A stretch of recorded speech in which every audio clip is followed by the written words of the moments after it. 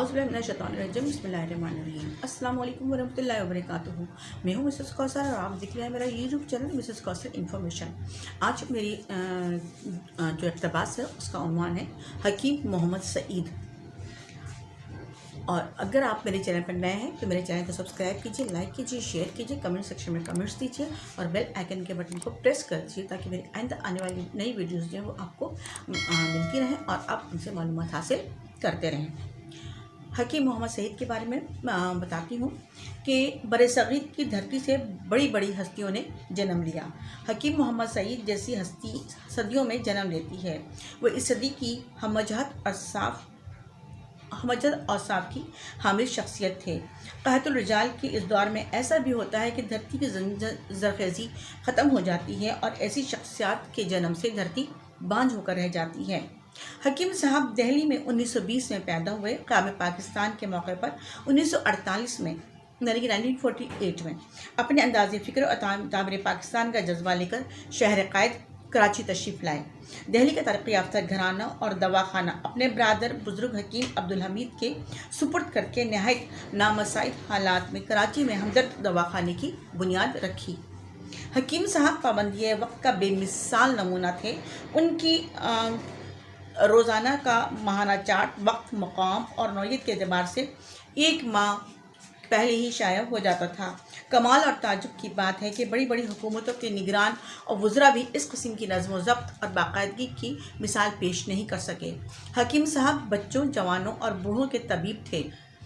उनकी तालीम व तरबियत के बारे में बहुत संजीदा थे। बच्चों की सेहत और तालीम व तरबियत को उन खतूत पर उस्तवार करने के लिए उन्होंने हमदर्द फाउंडेशन का माहनामा नौनिहाल निकाला, जो बच्चों के रोशन जहन और जहनी नशोनुमा के लिए एक संग मील की हैसियत रखता है।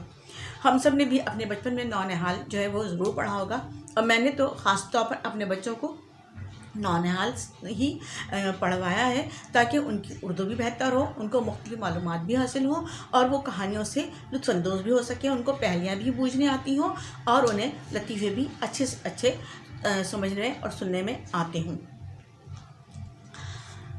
दरहक़ीक़त वो गुलशन क़ायद के बाग़बान थे जो बच्चों को इस अंदाज में नशोनुमा देकर उन्हें मेहनती और जफ़ाकश पाकिस्तानी बनाना चाहते थे।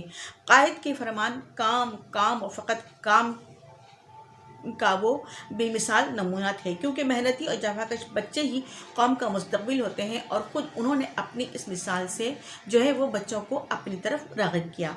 मेहनत और अमल की अमली तस्वीर वो ख़ुद थे और ख़ुद एक लम्हा तक बेकार और बेजा नहीं जाने देते थे। वो हाल को खुशहाल देखना चाहते थे और मुस्तक़बिल का इस्तक़बाल बामुराद और फ़ाइज़ुल मराम होकर करना चाहते थे। इस मकसद के लिए बच्चों को मुशाहिर के हालात ज़रूर सुनाते थे। मुशाहिर मशहूर लोगों के, मशहूर की जमा है, ठीक है, जो ऐसे लोग जिन्होंने इस दुनिया में बहुत अच्छे मशहूर तरीन काम किए और आला काम किए, जिनसे इंसान की जो है वो अमली तालीम तरबियत हो सकती थी।